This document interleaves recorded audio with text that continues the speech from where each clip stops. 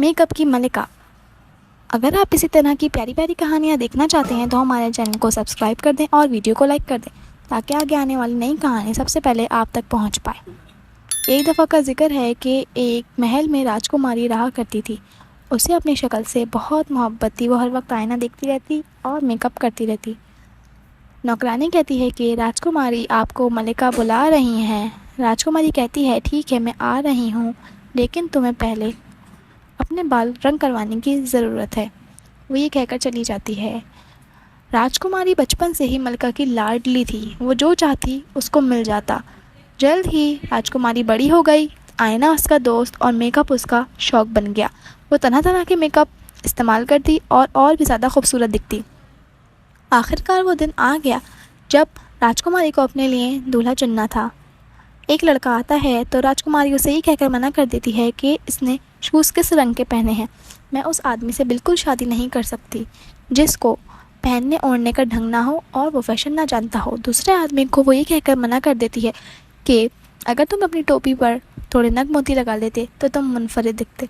फिर आता है वो लड़का जिसे देखकर राजकुमारी हैरान रह जाती है, क्योंकि वो राजकुमारी की तारीफ़ें करता है कि आपके बाल कितने प्यारे हैं, आपकी आंखें कितनी प्यारी हैं। राजकुमारी उससे मुतासिर होकर शादी के लिए मान जाती है और उसे महल दिखाती है। वो शादी का सोच ही रहे होते हैं कि अचानक खबर आती है कि मलिका की तबीयत बहुत ज़्यादा ख़राब है। तबीबा बताती है कि मलिका की तबीयत उसी वक्त ठीक हो सकती है जब आप रेगिस्तान की शहज़ादी के पास जाएं और वहां जाकर उनसे बोलें कि मेरी माँ की तबीयत ठीक नहीं है और मुझे जड़ी बूटियाँ चाहिए। तो उसकी हिफाजत 3 मुंह वाला शेर कर रहा होगा। आपको घाटी पार करके 3 शेरों का आपको सामना करना पड़ेगा। राजकुमारी बगैर किसी की परवाह किए सफ़र पे रवाना हो जाती है। वो दिन और रात में सफ़र तय करती है, साथ साथ वो अपना मेकअप भी ठीक करती रहती है। रेगिस्तान के अंदर जाते ही एक तेज़ हवा का झोंका आता है जिससे सारे साथी बिछड़ जाते हैं और राजकुमारी अकेली रह जाती है। राजकुमारी इधर उधर देखती है तो उसे कुछ दिखाई नहीं देता। अचानक 3 मुंह वाला शेर सामने आता है जिसे देखकर राजकुमारी बहुत ज़्यादा डर जाती है और वो चिल्लाना शुरू कर देती है। अचानक एक लड़का वहाँ नमूदार होता है। वो दोनों एक दूसरे को देखकर ज़ोर से चिल्लाते हैं। राजकुमारी की हालत बहुत ज़्यादा ख़राब हो चुकी होती है। वो लड़के को सब बताती है कि मेरी माँ की तबीयत ठीक नहीं है और मैं यहाँ पर उनके लिए जड़ी बूटी लेने आई हूँ। वो अपने साथ मलिका को एक सुनहरे जाल में ले जाता है और वो अपने घर मलिका को ले जाता है। वो मलिका को अपना गांव दिखाता है जो कि एक बहुत ही खूबसूरत जगह होती है। वो मलिका को अपने घर वालों से मिलाता है। उसके घर वाले बहुत अच्छे होते हैं।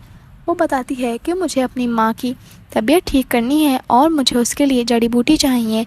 तो उस लड़के के घर वाले उसे एक पत्थर देते हैं। कहते हैं ये यकीनन तुम्हारी माँ के लिए मदद करेगा।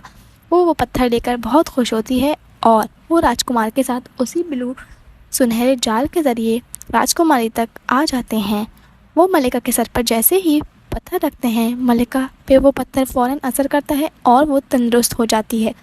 उसी वक्त वो शहज़ादा आता है और कहता है ये सब क्या हो रहा है, ये सब क्या देखना पड़ रहा है। वो कहती है कि हाय कैसे हो, मैं आ गई हूँ। वो कहता है तुमने ये अपनी क्या हालत बना के रखी है, तुम्हारे बाल उलझे हुए हैं, तुम्हारा मेकअप उतर गया है। जब तक तुम अपना मेकअप ठीक नहीं करोगी हमारी शादी नहीं हो सकती। मलिका कहती है ठीक है मैं तुमसे शादी करना नहीं चाहती। जो शख्स मेरी खूबसूरती से मोहब्बत करे मैं उससे बिल्कुल शादी नहीं करना चाहती। मेरा दिल खूबसूरत है। वो ये कहते हुए नौकरों को कहती है कि तुम इसको धक्के मारकर महल से बाहर निकाल दो। इतने में राजकुमारी और मलिका एक दूसरे के गले लगते हैं और बहुत खुश होते हैं। इतने में वो लड़का कहता है मुझे चलना चाहिए। राजकुमारी कहती है नहीं अभी सब्र करो, क्या तुम और देर नहीं रुक सकते। वो कहता है ठीक है मैं रुक जाऊंगा। राजकुमारी को वो लड़का बहुत अच्छा लगता है और वो उसके घर उसके साथ चली जाती है। दोनों खुशी खुशी रहने लगते हैं और शादी कर लेते हैं।